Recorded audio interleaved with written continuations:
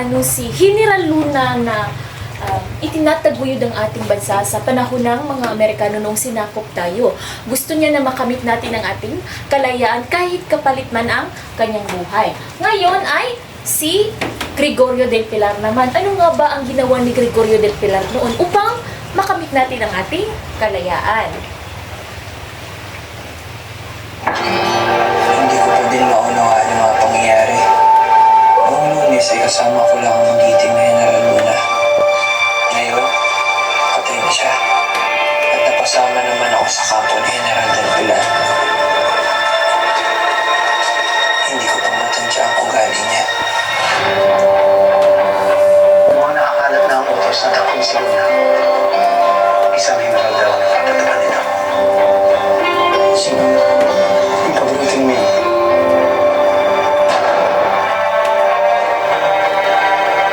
Ingat tayo sa lalaking iyan. Matagaya na daanan yan, hindi mo siya babae na kaaral. Bakit ako po yun?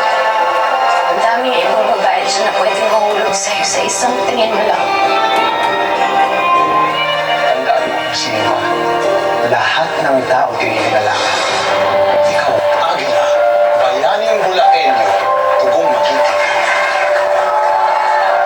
Gusto kong patunayan na marunong tayong makitigma. Brigada del Pilar, tumayo ang matapang. Nang may kadakilaan at paninindigan. Gusto kong sumunod sa bisig ng isang lalaking alam ang kanyang hangganan pagkat natupad din ang tungkulin niya sa bayan.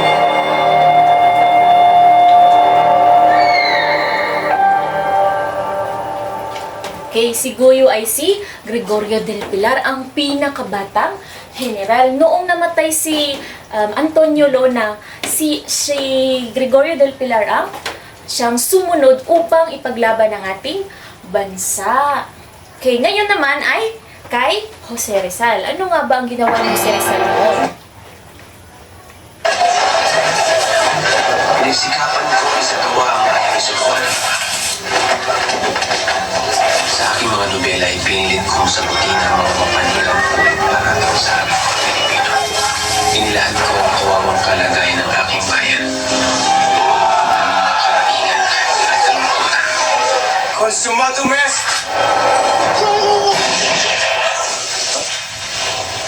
Okay, napakaikli lamang niyon sapagkat iyon ay isang buod lamang ng mga pangyayari noong nakaraang taon sa pamumuno ni Jose Rizal. Ano nga ba ang dalawang nobela, pinakasikat na nobela na ginawa ni Rizal upang tayo ay maging isang ganap na Malaya?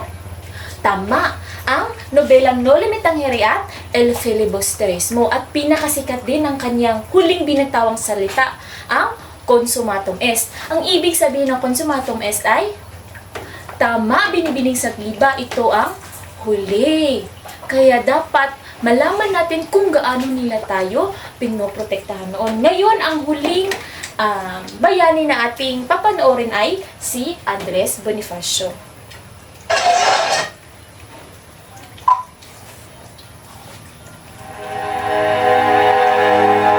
Naririnig natin ang mga storya tungkol sa kanya. Nababasa at napag-aaralan. Pero hindi natin alam ang mga totoong pangyayari.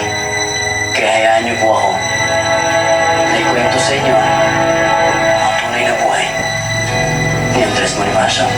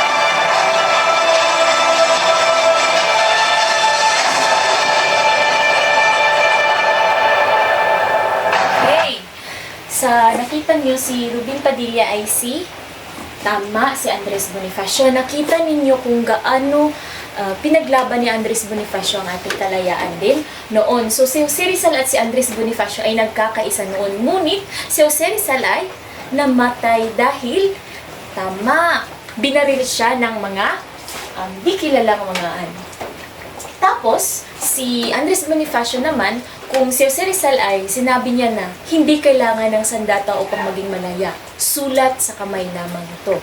Ngunit kay Andres Bonifacio ay gusto niya ng dugo at pawis. Gusto ni Andres Bonifacio ng sandata. Gusto niya na ipaglaban ang ating kalayaan tungo sa ating kakayahan. Kaya nagtayo siya ng ng KKK. Kataas-taasan, kagalang-galangang katipunan ng mga anak ng bayan. Ito ay isang organisasyon noon na isinusulong ang pakikipaglaban natin sa mga dayuhan upang makamit natin ang ating kalayaan. At noon si Andres Bonifacio at si Jose Rizal ay nagtayo sila ng La Solidaridad upang may pahayag na tayong mga Pilipino ay hindi lamang mga utusan at hindi nila tayo kayang sakupin. Kaya naipamulat nila sa kanilang mga isinusulat. Kaya napakahalaga na malaman natin kung gaano tayo pinoprotektahan ang gaano ibinubuwis ng buhay ng mga bayani para maging malaya ang isang bansa. Okay. Ngayong alam nyo na ang mga dahilan kung bakit nabubuo ang pamahalaan. Okay. Mula sa dokumentaryong inyong nakita, bilang isang mag-aaral, ano ang natutunan ninyo mula sa tinalakay tungkol sa pagkakabuo ng pambansang pamahalaan? Ano ang papel ng mga mamamayan at mga lider sa pagkakaroon ng matatag na pamahalaan? Tama. Ano nga? Ulit? Tama. Binibining lupos. Ito ay ang pagiging tama. Magaling. Napakahusay ninyo. Paano mo nakikita ang iyong buhay? Sa iyong buhay, ang papel na ginagampanan ng mga pinuno at naglilingkod sa pamahalaan. Sa pagkakaisa, kaayusan at kaunlaran ng isang bansa, magbigay ng halimbawa. Okay, tama si Ginoong Bacalso na yung pagsali natin sa iba't ibang organisasyon tungo sa pagtataguyod ng isang pamahalaan. Kagaya lang naman na youth camp, ang youth camp daw upang daw tayo ay mahubog at malaman natin kung paano nga ba dadalhin ng isang pamahalaan ng tama. Okay. Ngayon, nais kong, ngayong alam niyo na ang mga dahilan kung bakit nabubuo ang pamahalaan, nais kong malaman kung talagang naiintindihan niyo ang ating talakayan. Kaya sino ang makapagbibigay sa inyo ng buod sa mga tinalakay natin ngayon? Okay, Binibining Orewela. Ito ay ang pagtatalakay natin sa elemento ng pagkabansa, mga serbisyo na binigay ng pamahalaan sa atin at ang mga bayani na nagbubuwis ng buhay upang makamit natin ng isang kalayaan. So kung wala ba tayong kalayaan, meron ba tayong isang bansa? Okay, wala tayong isang bansa sapagkat ang isang bansa ay hindi matatawag na bansa kung wala siyang kalayaan. Okay, halimbawa, sa Palestine, isa bang ganap na bansa o estado lamang? Tama, estado lamang ito sapagkat mayroon nga silang mga tao at mayroon silang pamahalaan, ngunit wala naman silang teritoryo, wala silang sapat na teritoryo sapagkat doon lamang sila naninirahan sa Israel at wala silang ganap na kalayaan. Kaya hanggang ngayon ay nagkakagulo at hindi nagkakaisa ang mga tao sa Palestine. Kaya napakahalaga na magkaroon tayo ng sapat na elemento upang makilala tayo sa ibang bansa at mataguyod ang ating pamahalaan. Ngayon, ang panghuli kong tanong, bilang mga mag-aaral sa ikapitong baitang, paano ninyo naipakita ang inyong malasakit at responsibilidad bilang mamamayan? Okay, nakita kong nagtaas ng kamay si Ginoong Lumayag. Tama, ang pagtangkilik ng sariling atin, ang pagtangkilik ng mga lokal na produkto. Kung nakikita natin ang produkto ng ibang bansa, dapat rin nating tangkilikin at hindi natin iiwanan ng ating tradisyon. Sapagkat dito tayo nahubog at dito tayo nabuo at dito tayo lumaki. Okay. Ngayon, mayroon ba kayong mga katanungan? Kung wala ay magkakaroon tayo ng isang pasulit, kumuha ng kalahating papel upang sagutan ang ating mga katanungan. Ito ay maliit na pasulit lamang na kung ano nga ba ang inyong mga natutunan sa at naintindihan sa ating tinalakay ngayon. Okay.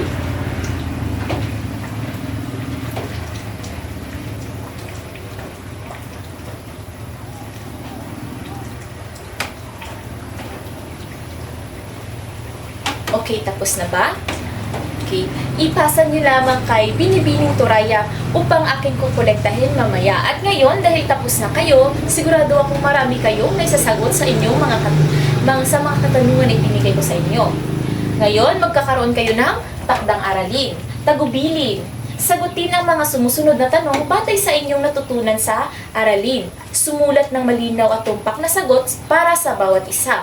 Ang takdang aralin ay dapat isagawa ng maayos at isumiti sa susunod na klase. Kailan nga ito isusumiti? Tama, sa susunod na klase. At isusulat nyo ito sa buong papel sapagkat ito ay 5 katanungan at kailangan buong puso nyo itong sasagutan. Okay, sa isa, ibigay ang 4 na pangunahing elemento ng pagkabansa at ipaliwanag ang bawat isa. Sa pangalawa, ano ang ibig sabihin ng separation of powers sa isang pamahalaan? Ibigay ang kahalagahan nito sa Pilipinas. Paano nakakatulong ang pamahalaan sa pagtataguyod ng pagkakaisa sa bansa? Magbigay ng 2 halimbawa ng mga programa ng pamahalaan na nagpapakita ng pagkakaisa. At ang pang-4 naman, anong papel ng pamahalaan sa sektor ng kalusugan? Pumili ng isang halimbawa ng serbisyong pangkalusugan na ibinigay ng pamahalaan at ipaliwanag ito.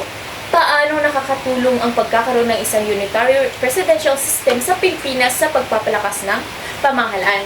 Ipaliwanag ang mga benepisyo nito. Kaya sa nakikita nyo sa mga katanungan ay kailangan nyo itong ipaliwanag ng buong puso. Okay. At isusumitin nyo ito sa susunod na klase.